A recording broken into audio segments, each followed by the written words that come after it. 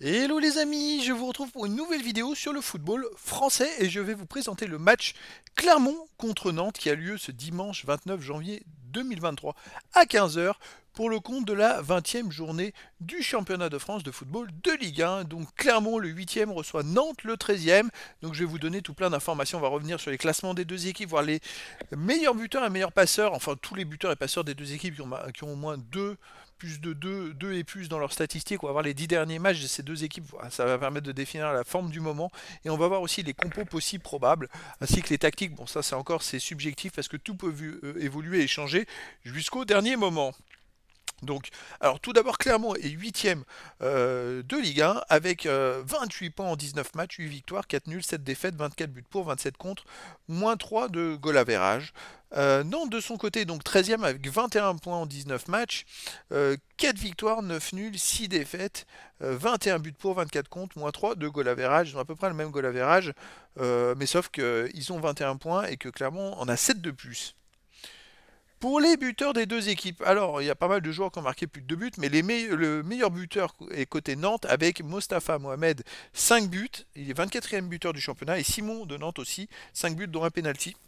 Pour Clermont, il y a deux meilleurs buteurs ex aequo, Andrich et Mohamed Cham, qui sont 31e buteurs du championnat avec 4 buts chacun, dont un penalty, et ceci en 19 matchs.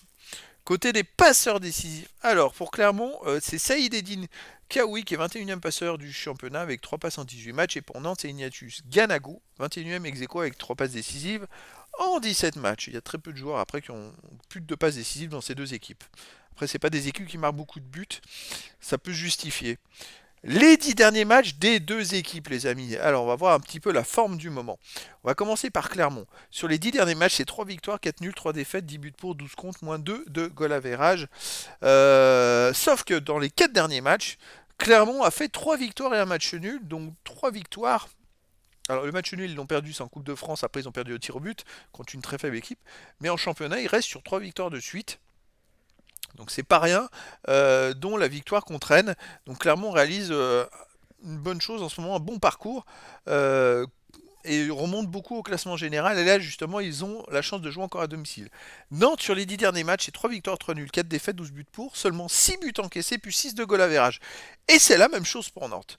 Depuis le match du 21-12, ils ont fait 0-0 à 3, ils ont gagné 1-0 contre Auxerre, 2-0 à Virer en Coupe de France, 0-0 contre Lyon à domicile et 3-0 à Montpellier, c'est-à-dire qu'ils viennent d'enchaîner quand même 5 matchs de suite sans encaisser de but. C'est pour ça qu'ils en ont pris que 6 dans les 10 derniers matchs. Mais voilà, ils ont fait 5 de suite sans encaisser de but. Et à part la 18e journée contre Lyon où ils ont fait 0-0, ils ont resté quand même sur pas mal de victoires. Et donc en championnat, ils sont 13e. Alors qu'ils font des bons résultats, qu'ils sont en train de faire une belle remontée. On va aller voir les compos d'équipes probables, possibles. Enfin, tout peut changer jusqu'au dernier moment. Pour Clermont, gardien duo, défense du Vitesca, Coffrier, milieu de terrain Alivina, pardon.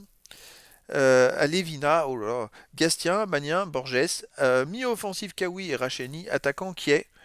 C'est du 3-4-2-1. Voilà. Pour Nantes, gardien Lafont, défense Santon, Girotto, Castelletto, Adjam, milieu défensif Sissoko et Chirivella, milieu offensif et ailier Blas, Mollet, Simon, attaquant Mohamed, c'est du 4-2-3-1. Donc on a du 3-4-2-1 et du 4-2-3-1 avec beaucoup de milieux de terrain. Il va falloir voir si c'est ce que ça va donner. En tout cas, Clermont et Nantes ont à peu près la même forme, réalisent en ce moment les mêmes résultats. Clermont a quand même fait une belle performance à domicile contre Rennes 2 buts à 1. Et en même temps, Nantes vient de gagner 3-0 à Montpellier. C'est difficile de se prononcer sur un résultat potentiel entre ces deux équipes. En tout cas, ça va être un match très intéressant. Voilà les amis, je vous donne rendez-vous ce dimanche 29 janvier 2023 à 15 heures pour le match de la 20e journée du championnat de France de football de Ligue 1. Clermont le 8e reçoit Nantes le 13e. Voilà les amis, je vous dis à très bientôt pour une nouvelle vidéo.